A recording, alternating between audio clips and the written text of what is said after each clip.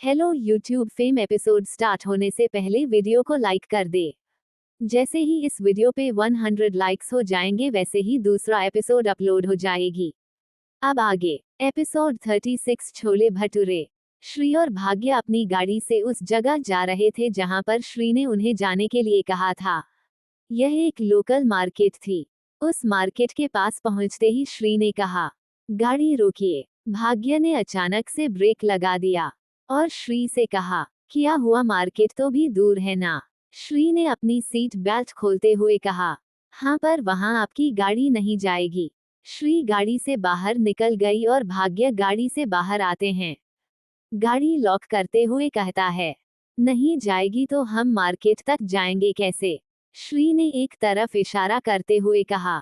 इससे भाग्य ने देखा उस तरफ एक ही रिक्शा खड़ा था। उसी रिश्ते को देखकर भाग्य की आंखें बाहर आ गई और उसने श्री से कहा, तुम इसमें जाना चाहती हो। श्री भाग्य को खींचते हुए उसकी रिक्शा के ले गई और कहा, हाँ मुझे इसी पर जाना है। वो दोनों सी रिक्शे पर बैठ गए और उस रिक्शे वाले ने जैसे ही रिक्शा स्टार्ट किया भाग्य ने झट से श्री को पकड़ लिया क्योंकि वह रिक्शा बहुत ही तेजी से आगे बढ़ रहा था। भाग्य की हालत खराब हो गई थी तो श्री ने भाग्य को देखकर हंसते हुए कहा, घबराएं मत, कुछ नहीं होगा, इन लोगों को आदत है इसे चलाने की। भाग्य ने बेचारा समूह बनाकर श्री को देखा। वो दोनों थोड़ी ही देर में मार्केट पर एक होटल पर पहुंच गए। दोनों रिक्शा से उतरे तो भाग्य ने रिक्शा वाले को 2000 का नोट पकड़ाया। रिक्शा वाले ने कहा, साहब खुले नहीं हैं। भाग्य, रख लो। रिक्शे वाले ने खुशी खुशी को नोट अपनी जेब में रखते हुए कहा, धन्यवाद साहब। श्री ने भाग्य को पीछे किया और उस रिक्शे वाले से कहा, काहे बात का धन्यवाद, जिसे देखो उसे मेरे पति को ही लूटने में लगा रहता है। पैसे निकालो वापस। एंग्री रिक्शा वाला, अरे मैडम मैंने कहा ना मेरे पास खुले पैसे नहीं है। श्री, पैसे वापस दो, मैं तुम्हें देती हूँ खुले पैसे। रिक्शे वाले ने लाचारी के साथ अपनी जेब से नोट निकाला और श्री को दे दिया। श्री ने झट से बहुत 2000 का नोट अपने पर्स में रखा और अपने पर्स से 100 रुपए का एक नोट निकाल कर उसे दिया। रिक्शा वाले ने 60 रुपए वापस दिए। वह पैसे मिलते ही सबसे पहले श्री ने नोट गिने और उसके बाद रिक्शे वाले से मुंह बना कर कहा, शक्ल पर बेवकूफ लिखा है क्या हमारे। यहाँ तक के 15 रुपए किराया है, 2 जनों के 30 रुपए बनते हैं, चुपचाप 10 रुपए और निकालो। रिक्शा वाला, अरे मैडम मैंने देखा था आप लोग बड़ी गाड़ी से उतरे हैं, इतनी बड़ी गाड़ी होते हुए भी आप लोग 10 रुपए के लिए बहस कर रही है। भाग्य श्री से कहता है, जाने दो ना, क्यों 10 रुपए के लिए बहस कर रही हो। श्री मुंह बनाते हुए कहती है, ऐसे कैसे जाने दूं, ये खुलेआम चोरी कर रहा है और आप कह रहे हो जाने दो। रिक्शा वाला, क्या मैडम इतने बड़े आदमी की बीवी होकर भी आप 10 रुपए के लिए बहस करती हैं। श्री, हाँ तो ये पैसे क्या लॉटरी में जीता है इन्होंने, दिन रात मेहनत की है, एक एक रुपया मेहनत से जुड़ा है। रिक्शा वाले ने अपनी जेब से 10 रुपए निकालते हुए कहा, ये लो मैडम 10 रुपए और मेरा जान छोड़ो। 10 रुपए लेकर श्री ऐसे खुश होती है जैसे कि उसकी 10 करोड़ की लॉटरी लगी है। और फीमेल और फीमेल और फीमेल। भाग्य बस श्री को देखता रह जाता है, कहाँ उसकी कंपनी लाखों करोड़ों डील करने से पहले एक बार भी नहीं सोचती है। और यहाँ उसकी बीवी 10 रुपए के लिए लड़ाई कर रही थी और मेल। श्री भाग्य का हाथ पकड़ते हुए उसे अंदर ले जाती है और एक टेबल पर बिठाते हुए कहती है, भैया 2 प्लेट छोले भटूरे, सिरके वाले प्याज के साथ। भाग्य देखता है यहाँ पर इकट्ठे 10-15 टेबल लगी हुई थी और सामने की तरफ भटूरे बनाए जा रहे थे। एक आदमी जल्दी से हाथों में तेल लगाकर भटूरे को उलट पलट के कढ़ाई में डाल रहा था। भाग्य ने हैरान होते हुए उस आदमी को देखा फ्लश्ड और उसे देखते हुए श्री से कहा, तुम यहाँ खाना खाती हो। श्री ने बत्ती सी दिखाते हुए, यहाँ पर सबसे अच्छे छोले भटूरे मिलते हैं। भाग्य, यहाँ का खाकर कहीं बीमार मत पड़ जाना। श्री, अरे मैं बचपन से यहाँ खा रही हूँ, बीमार पड़ना होता तो अब तक कितनी बार बीमार पड़ चुकी होती। तब तक उनका ऑर्डर भी आ जाता है। तेल में लिपटा हुआ फुला फुला भटूरा। भाग्य हैरानी से कभी भटूरे को देखता तो कभी श्री को। और श्री इसने बिना एक सेकंड वेट किए तुरंत खाने लगी और मेल। पर भाग्य के चेहरे की खुशी तब बनी जब उसने देखा कि श्री कितनी खुश होकर वह छोले भटूरे खा रही है। श्री हर एक निवाले के साथ यम्मी बोल रही थी। स्माइल। भाग्य ने भी मुस्कुराते हुए श्री को देखा और वह भी छोले भटूरे खाने लगा। थोड़ी देर बाद भाग्य की गाड़ी में श्री बार बार भाग्य को देखकर मुस्कुरा रही थी। भाग्य ने मुंह बनाते हुए श्री से, क्या अब हंसना बंद करो, नहीं आता तुम्हारी तरफ परफेक्ट छोले भटूरे खाना, होगा मेरे कपड़े गंदे, इतना हंसने वाली कौन सी बात है। श्री अपनी हंसी कंट्रोल करते हुए कहती है, कोई सुनेगा तो बिल्कुल भी यकीन नहीं होगा, कहाँ कांटे छुरी से इतना परफेक्ट खाने वाला इंसान छोला भटूरा ठीक से नहीं खा सका, पूरे कपड़े गंदे कर लिए अपने। बोलते हुए श्री हंसने लगी और भाग्य तो बस श्री की हंसी नहीं खो गया था। आज उनकी डेट बहुत अच्छी रही। भाग्य के लिए उसकी जिंदगी के सबसे खूबसूरत पल थे। भाग्य खुश था कि श्री धीरे धीरे आगे बढ़ रही है। किसी तरह से एक खूबसूरत शाम की याद में ये दोनों घर पहुंच जाते हैं। तारांकन। अगले दिन सुबह राहुल अपनी गाड़ी से ऑफिस जा रहा था, तभी उसकी नज़र अपनी खराब स्कूटी को सही करते हुए प्रिया पर जाती है। राहुल गाड़ी रोकता है और प्रिया के पास आते हुए कहता है, क्या हो गया, ये फिर से खराब हो गई। प्रिया पलटकर राहुल को देखती है और मुस्कुराते हुए कहती है, हेलो राहुल। फिर एक अफसोस के साथ अपनी स्कूटी को देखते हुए कहती है, हाँ इसने मेरा साथ फिर छोड़ दिया। राहुल हंसते हुए कहता है, इतनी परेशान क्यों हो रही हो, चलो मैं ड्रॉप कर देता हूँ। राहुल प्रिया को अपने साथ गाड़ी में लेकर वहां चला जाता है जहां पर प्रिया उसे बोलती है। रास्ते में प्रिया राहुल से कहता है, राहुल विनीता वापस आए। राहुल प्रिया को देखता है और कहता है, प्लीज मुझे सुबह सुबह इस टॉपिक में बात नहीं करनी। राहुल के बात करने के अंदाज से प्रिया को पता चल गया कि विनीता वापस नहीं आए और राहुल कभी भी नाराज है। उसने आगे इस टॉपिक पे बात करना सही नहीं समझ। राहुल ने चुप्पी तोड़ते हुए कहा, वैसे तुम जा कहाँ रही हो। प्रिया, पिछले वाले इंटरव्यू में सिलेक्ट नहीं हुई थी, ये दूसरी जगह पर इंटरव्यू है। राहुल मुस्कुराते हो जाता है, लेकिन तुम्हारी फैमिली तो वेल सेटल है ना, तुम्हें काम करने की क्या जरूरत है। प्रिया बेचारा सा मुंह बनाते हुए कहती है, मेरी फैमिली पागलों की तरह मेरे लिए लड़की देख रही है। उनका कहना है कि अगर घर पर खाली बैठी हो तो शादी कर लो। लो बोलो भला ये भी कोई बात हुई। लड़की कुछ करती ही रही है तो उसकी शादी करवा दो। इसलिए अपनी जॉब ढूंढ रही हूँ ताकि फैमिली को खाली नजर ना हो। Pensive face. प्रिया की बात पर राहुल हंसने लगा। राहुल ने हंसते हुए प्रिया से कहा, अच्छा अगर यहाँ भी सिलेक्शन नहीं हुआ तो क्या करोगी। प्रिया ने अफसोस के साथ कहा, क्या ही कर सकती हूँ, एक और इंटरव्यू दूंगी। अचानक से प्रिया में देखा यह वो रास्ता नहीं था जहां उस इंटरव्यू के लिए जाना था। उसने कभी राहुल से पूछा, राहुल हम किस तरफ जा रहे हैं। राहुल ने मुस्कुराते हैं प्रिया को देखा और कहा, मैं तुम्हें इंटरव्यू दिलाने ले जा रहा हूँ। 10 मिनट बाद बोलो एक बिल्डिंग के नीचे खड़े थे। राहुल बाहर आता है और वानी बाहर आकर बिल्डिंग का नाम देखती है तो वो हैरान हो जाती है। वह हैरानी से राहुल को देखती है और कहते हैं, तुम मुझे कार्बन वॉच के हेड ऑफिस में लेकर आए हैं। एपिसोड 37 फिजूल खर्ची की आदत नहीं है। प्रिया कार्बन के हेड ऑफिस में इंटरव्यू दे रही थी। राहुल चाहता तो प्रिया का सिलेक्शन बिना इंटरव्यू के हो सकता था, पर प्रिया ने उसे यह कहा कि वह इंटरव्यू देगी और अपने काबिलियत पर ही जॉब लेगी। और राहुल को प्रिया की काबिलियत पर कोई शक नहीं था। फाइनली 3 राउंड इंटरव्यू के बाद प्रिया का सिलेक्शन हो गया। प्रिया बहुत खुश थी, इतनी मेहनत के बाद फाइनली उसे एक अच्छी नौकरी मिल गई है, वो भी इंडिया की सबसे बड़ी वॉच कंपनी में। यह उसके लिए और भी ज्यादा फक्र की बात थी। प्रिया भागकर राहुल के केबिन में जाती है और बिना नोक के अंदर चली जाती है।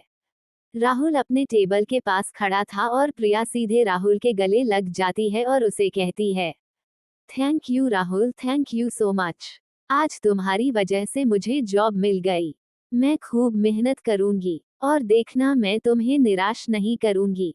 राहुल जल्दी से प्रिया को खुद से अलग करता है और कहता है, ये जॉब तुम्हें तुम्हारी काबिलियत की वजह से मिली है, इसमें मैंने कुछ भी नहीं किया है, तो थैंक यू कहने की तुम्हें कोई जरूरत नहीं है। राहुल कुछ कहने को होती है कि तभी उसकी नजर सोफे पर जाती है और उसकी आंखें हैरानी से बड़ी हो जाती है। फ्लश्ड सोफे पर विनीता की पापा और चाचा दोनों बैठे हुए थे। प्रिया बहुत ही ऑकवर्ड सिचुएशन में फंस गई थी। अपने बेचारा सा चेहरा बनाकर राहुल को देखा और फिर खुद की बेवकूफी पर अफसोस करने लगी। पेंसिव फेस राहुल ने प्रिया से कहा, कल से तुम्हें जॉब ज्वाइन करनी है तो घर जाओ आराम करो। प्रिया ने भी वहां रहना सही नहीं समझा और वो तुरंत ही वहां से निकल गई। विनीता के पापा खड़े होते हैं और राहुल से कहते हैं, क्या यही वजह है तुम्हारी और विनीता के अलग होने की?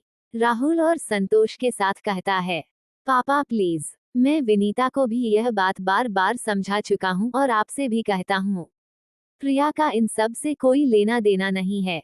विनीता के चाचा खड़े होते हुए कहते हैं, अगर लेना देना नहीं है तो फिर बात क्या है? विनीता कुछ बता ही नहीं रही है, कम से कम तुम तो कुछ बताओ। राहुल कहता है, बात बस इतनी सी है चाचा जी कि मैंने विनीता को हमारे रिश्ते को बहुत वक्त दिया था। विनीता हमारे रिश्ते को आगे बढ़ाना ही नहीं चाहती। अगर उसके लिए रिश्ता बोझ है तो मैं उसे दबाना नहीं चाहता। विनीता के चाचा कुछ कहने को होते हैं कि तभी विनीता के पापा अपना हाथ दिखाकर उसे रोक देते हैं और कहते हैं, और फिर राहुल से कहते हैं, तुम्हें पता है मैंने तुम्हें विनीता के लिए क्यों चुना? राहुल विनीता की पापा की तरफ देखता है और अपना सर ना में हिलाता है।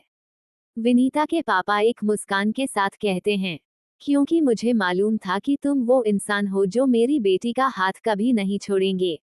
विनीता का गुस्सैल भाव और बात ना मानने के स्वभाव को हम लोग अच्छी तरह से जानते थे, पर तुमसे मिलकर हमने ये जाना कि जहाँ गुस्सा और अहंकार होता है वहीं पर प्यार और विश्वास भी होता है। इसी विश्वास के साथ मैंने तुम्हें अपनी बेटी का हाथ दिया था। तुम्हें कहीं से भी गलत नहीं ठहराऊंगा। मुझे पता है इस समय गलती विनीता की है और देखना उसे जल्दी अपनी गलती का एहसास होगा। विनीता के पापा और चाचा चले जाते हैं। उनके जाने के बाद राहुल उनकी कही बातों को सोचने लगता है। क्या सच में कभी विनीता को अपनी गलती का एहसास होगा? वहीं दूसरी तरफ भाग्य के घर में भाग्य ने अपनी और श्री की रिसेप्शन पार्टी की अनाउंसमेंट कर दी थी और शहर के सबसे बेस्ट वेडिंग प्लानर उनके घर में पार्टी की आइडिया पर बात कर रहे थे।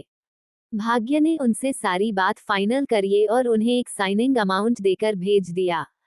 भाग्य ब्रेकफास्ट के लिए डाइनिंग टेबल पर आकर बैठता है तो श्री उसके सामने प्लेट रखते हुए कहती है, इतना महंगा वेडिंग प्लानर करने की क्या जरूरत थी?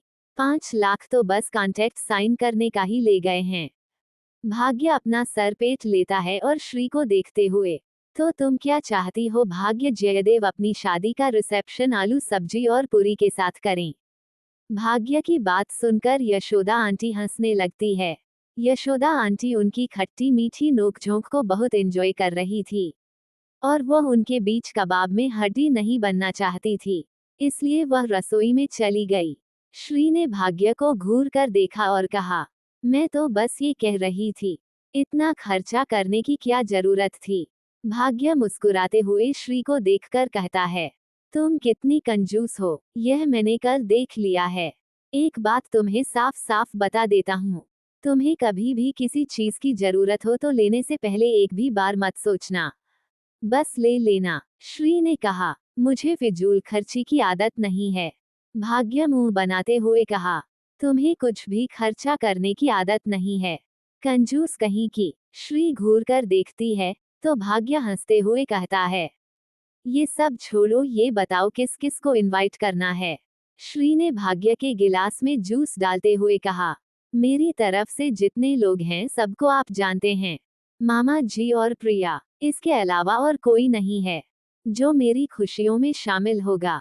भाग्य देखता है ये कहते हुए श्री का मन उतर गया था पेंसिव फेस। भाग्य श्री को देखते हुए कहता है, तुम्हारी तरफ से फिर भी कोई आ रहा है, जरा सोचो मेरे बारे में। मेरा तो कोई भी नहीं है। श्री तपाक से कहती है, अच्छा जी, तो मैं कौन हूँ? भाग्य यही तो सुनना चाहता था। उसने मुस्कुराती हुई श्री को देखा और कहा, वही तो मैं कह रहा हूँ, तुम्हारा मैं हूँ। और मेरी तुम तो क्यों दुनिया की परवाह कर रही हो? हम दोनों हैं ना एक दूसरे के साथ। श्री कुछ सोचती है और उसके बाद भाग्य से कहती है, अगर आप बुरा ना माने तो एक बात कहूँ।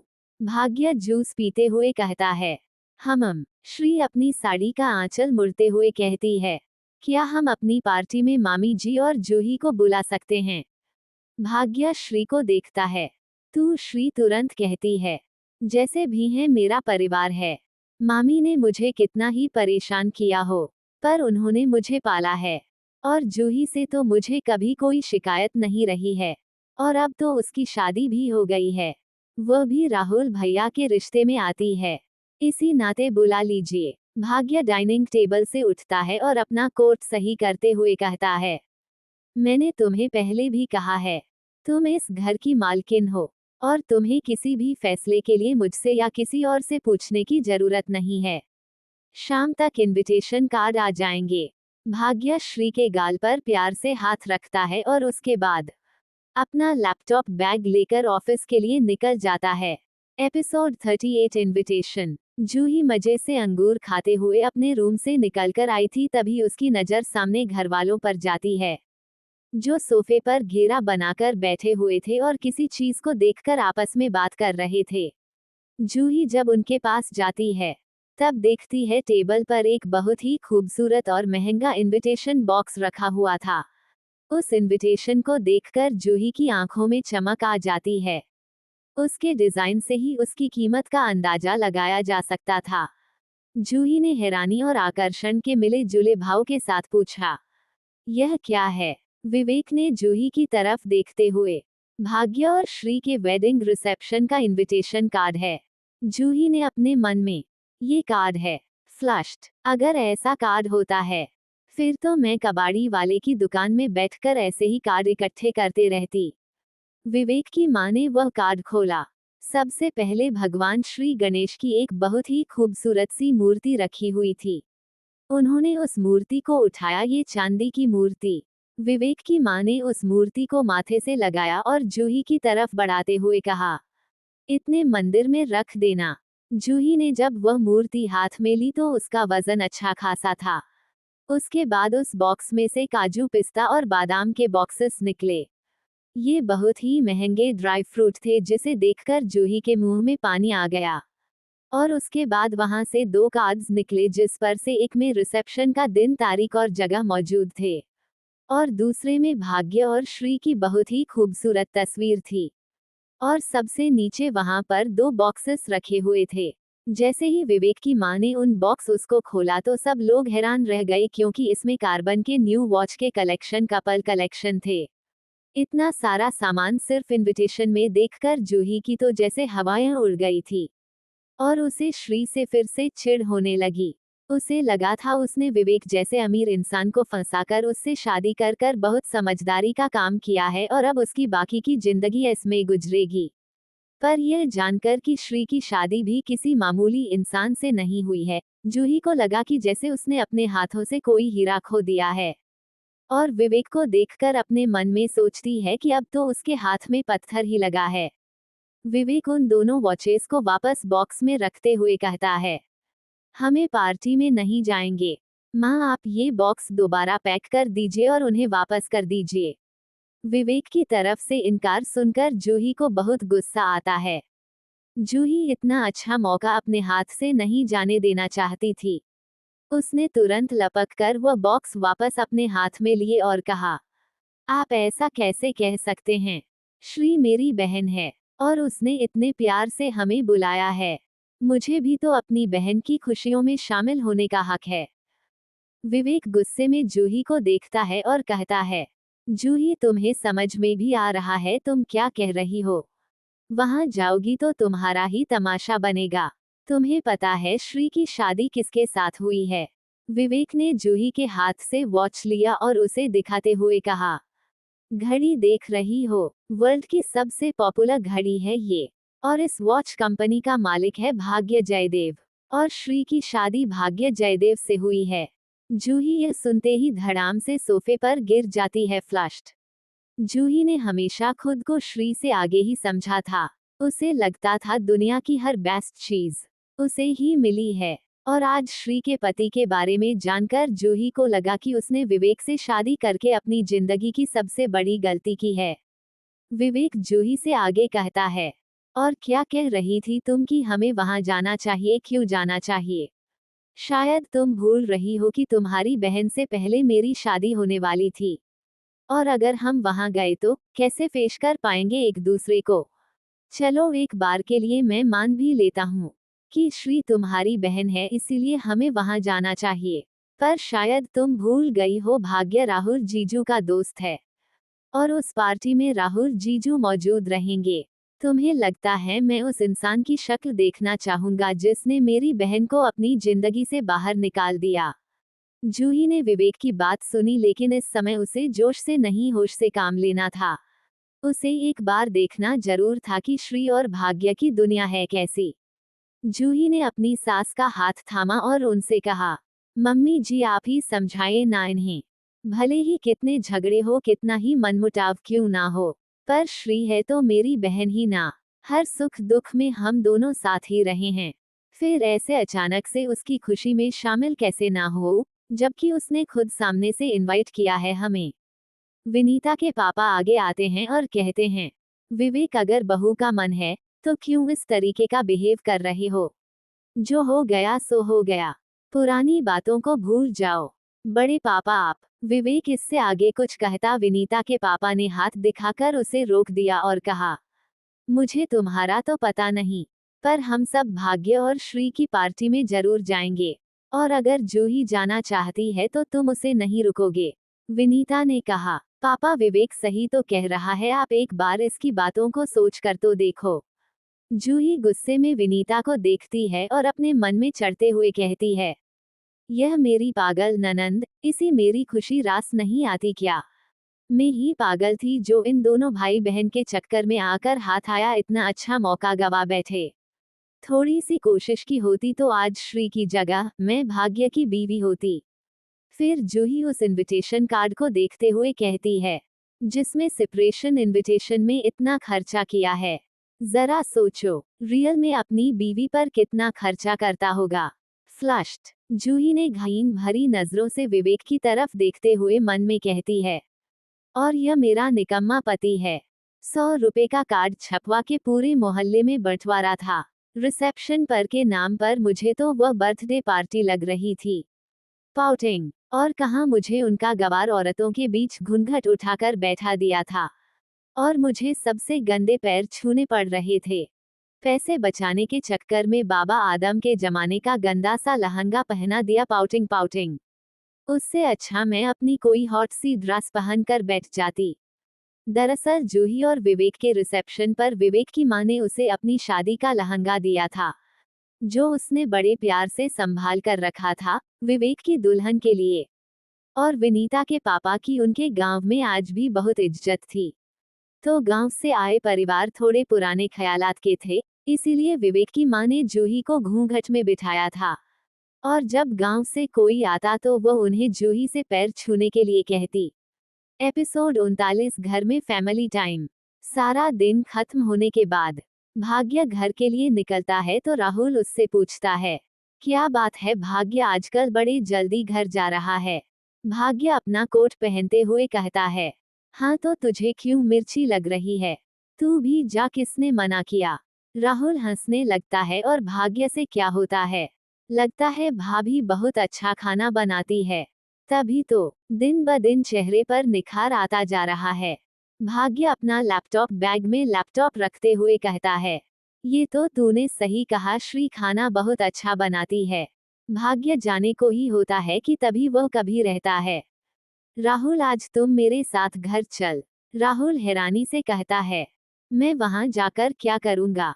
भाग्य राहुल को देखकर कहता है, श्री के हाथ का बनाया टेस्टी खाना खाए। और यशोदा आंटी वापस आ गई है, वह तेरे बारे में पूछ रही थी। राहुल सोफे से खड़ा होते हुए कहता है, आंटी वापस आ गई, तूने मुझे बताया क्यों नहीं? चल जल्दी चल। राहुल और भाग्य दोनों घर के लिए आ जाते हैं। श्री घर में रात के खाने की तैयारी कर रही थी। यशोदा आंटी कहती है, बिटिया शादी को दिन ही कितना हुआ है और आप इस तरीके से रसोई में काम कर रही है, अब जाए आराम कीजिए। आप इस तरीके से रसोई में खाना बना रही है, इन सब के लिए मैं हूं ना। श्री यशोदा आंटी को कंधे से पकड़ती है और कुर्सी पर बैठाते हुए कहती है, आंटी जी मुझे आदत है काम करने की, और जहां तक बात रही आराम करने की, तो मैं आराम करके इतना थक जाऊंगी कि फिर उसके लिए आराम करना पड़ेगा। और आप क्या कह रही थी कि आप हो काम करने के लिए मैं आपसे काम करवाऊंगी। जब से श्री ने रसोई संभाली थी, तब से यशोदा आंटी को ये तक नहीं पता था कि चीनी और नमक कहाँ रखा हुआ है। वो श्री को समझाते लेकिन श्री समझने को ही तैयार नहीं थी। भाग्य और श्री की शादी को लगभग 1 महीना होने को आया था। इन दिनों में श्री ने घर को पूरा संभाल लिया था। अब इस घर में वीराना या सन्नाटा नहीं रहता था, बल्कि श्री की चहकती हुई आवाज घर की शोभा बढ़ाती थी। भाग्य की गैरमौजूदगी में सर्वेंट अपने मन मुताबिक काम किया करते थे और कुछ तो लापरवाही भी बरत देते थे, पर अब श्री सब काम अपनी आंखों के सामने करवाती है और सर्वेंट को उसके ऑर्डर मानने ही पड़ते हैं। लोगों के काम चोरी श्री के आते ही खत्म हो गई। रात को डाइनिंग टेबल पर भाग्य की आने का समय हो गया था। श्री जल्दी जल्दी टेबल पर खाना लगा रही थी और यशोदा आंटी उनकी मदद कर रही थी। तभी भाग्य अंदर आते हुए राहुल को अपने साथ लाता है।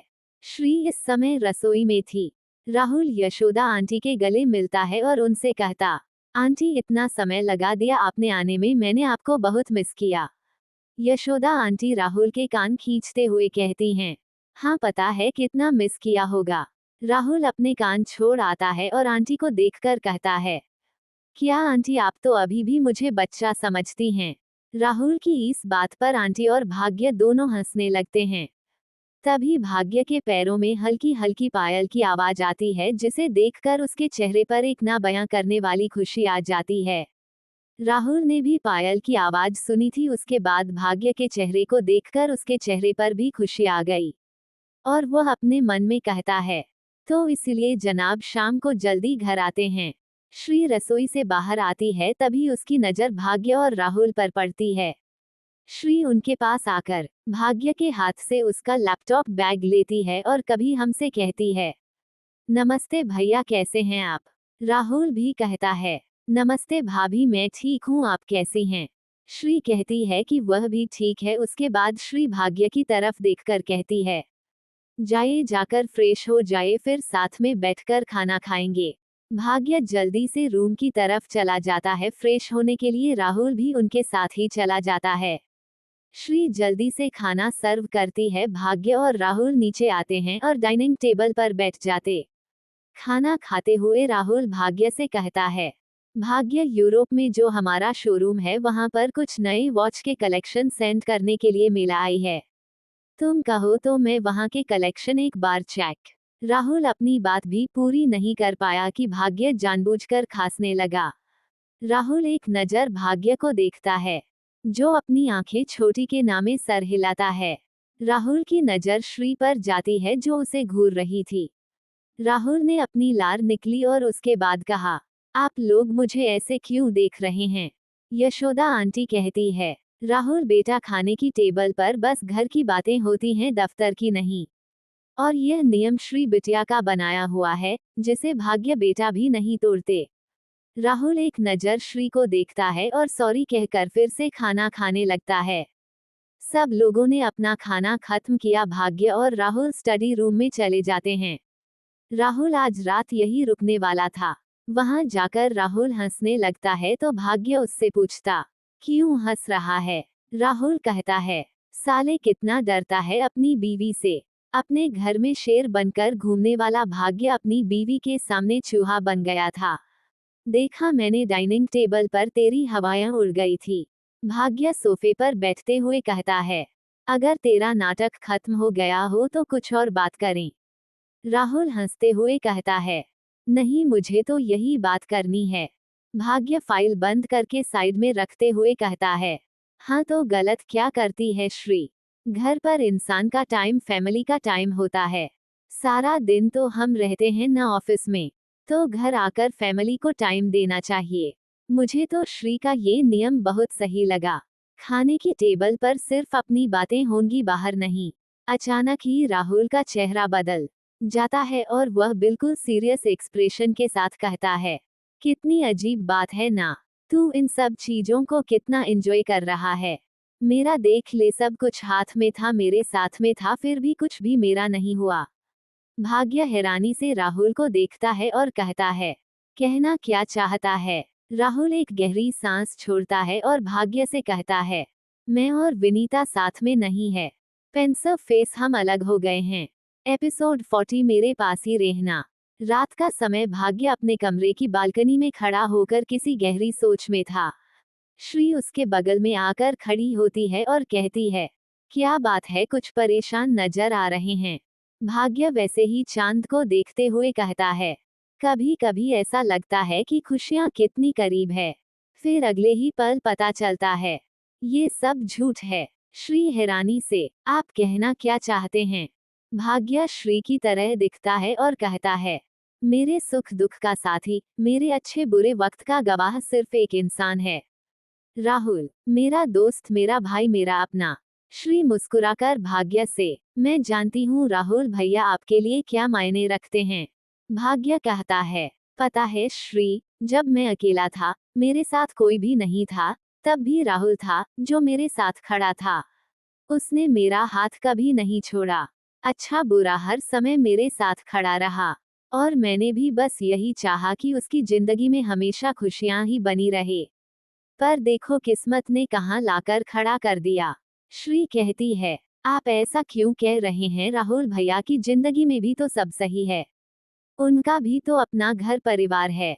भाग्य एक फीकी सी मुस्कान के साथ कहता, परिवार, मैंने और राहुल ने यही तो चाहा था, एक परिवार। राहुल के परिवार ने जब राहुल को गोद लिया था, सच कह रहा हूँ कि मुझे उसे जलन हुई थी, ये सोचकर कि उसके पास एक माँ बाप है, एक परिवार है जो उसे प्यार करता है, उसकी परवाह करता है। और मैं अकेला हूँ, मेरे पास कोई भी नहीं है। फिर जब विनीता उसकी जिंदगी में आई, तो मुझे लगा मेरा दोस्त बदल जाएगा और उसकी जिंदगी में मेरी कोई अहमियत नहीं रहेगी। पर ऐसा नहीं था, राहुल की जिंदगी में हमेशा मैं ही पहले था।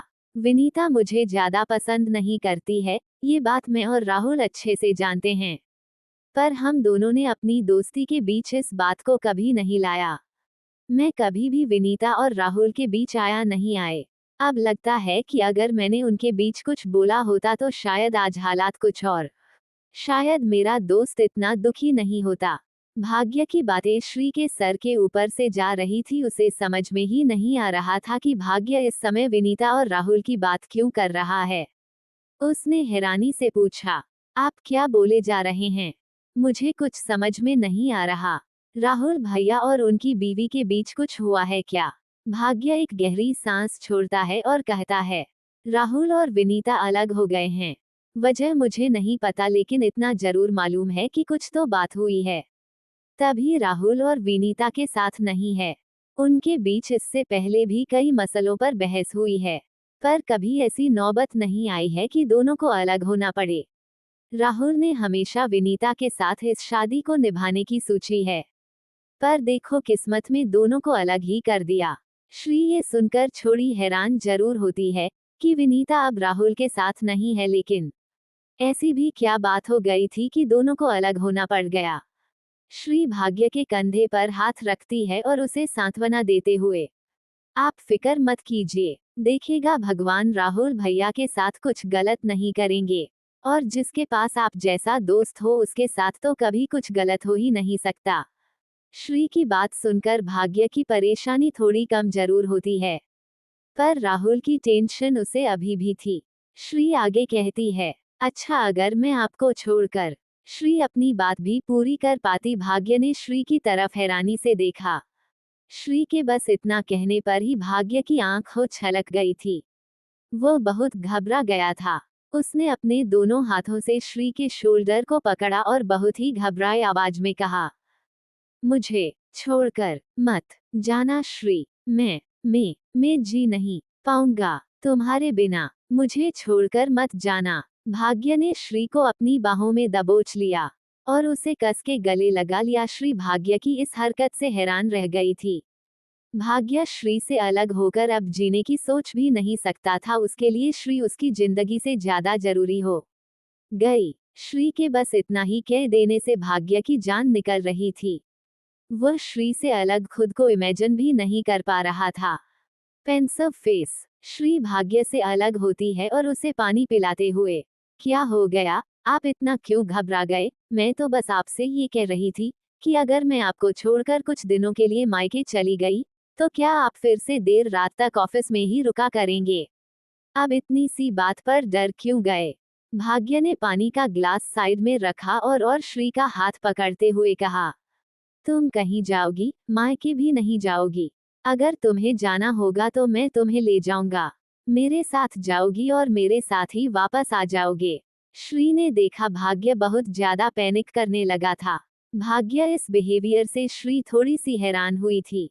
उसे लगा नहीं था कि उसके अलग होने के बाद से भाग्य इस तरीके से पैनिक करने लगेगा। श्री ने आराम से भाग्य का हाथ पकड़ा और उसे अंदर ले गई। श्री ने भाग्य को बेड पर लिटाया और चद्दर उड़ाते हुए कहा, कुछ भी मत सोच कि मैं कहीं नहीं जा रही हूँ, आराम कीजिए। भाग्य ने श्री का हाथ पकड़ लिया और उससे कहा, मेरे पास ही रहोगी ना? हमने मुस्कुराकर अपना सर हाँ में हिलाया। भाग्य उठकर अपना सर श्री की गोद में रख लेता है। छोटे बच्चे की तरह उसके गोद में सिमटने लगता है। भाग्य के ऐसा करने पर श्री मुस्कुराने लगती है और भाग्य के सर पर प्यार से हाथ फेरती है।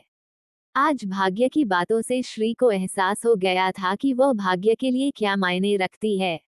इसे कमरे में भाग्य और श्री एक बहुत अच्छे साथी की तरह रहा करते हैं, लेकिन उनके बीच दूरियां अभी भी है। शादी से लेकर अब तक श्री बेड पर सोती थी और भाग्य सोफे पर। भाग्य ने अपनी तरफ से इस दूरी को खत्म करने की कभी कोशिश नहीं की थी, क्योंकि वह श्री को समय देना चाहता था। श्री उसकी नजरों के सामने है, उसके आसपास है, उसके लिए इतना ही काफी था। पर आज श्री भाग्य को खुद पलंग पर लेकर आई थी और वह चाहती थी कि भाग्य एक अच्छी नींद ले, क्योंकि कई बार रात को उठकर वह देखा करती थी कैसे भाग्य सोफे पर अनकंफर्टेबल होकर सो रहा है। आज इतने दिनों बाद भाग्य को सुकून की नींद आई थी और श्री भी वैसे ही बेड पर टेक लगाकर सो गई थी। New story promo. तुम सिर्फ मेरी मिस्ट्रेस हो, इससे ज्यादा अपने आप को कभी कुछ समझने की गुस्ताखी मत करना। मैंने तुम्हारी कीमत दी है, इसलिए मैं जो चाहूँ वह कर सकता हूँ और तुम्हें मुझे रोकने का हक नहीं है। 21 साल की कशिश के सामने खड़ा यह आदमी उसका मालिक है, नक्श मर्चेंट। पैसों की खातिर कशिश को मजबूरी में प्रोस्टिट्यूशन का काम करना पड़ता है, पर अपने पहले कस्टमर के रूप में ही कशिश की मुलाकात हो जाती है एक रूड और एरोगेंट बिजनेसमैन से। क्या होगा जब नक्श कशिश को अपनी मिस्ट्रेस बनाकर रख लेगा? एक रात की कीमत कशिश को किस तरीके से चुकानी पड़ेगी? और क्यों नक्श जैसे बड़े बिजनेसमैन ने कशिश को अपने पास मिस्ट्रेस बनाकर रख लिया?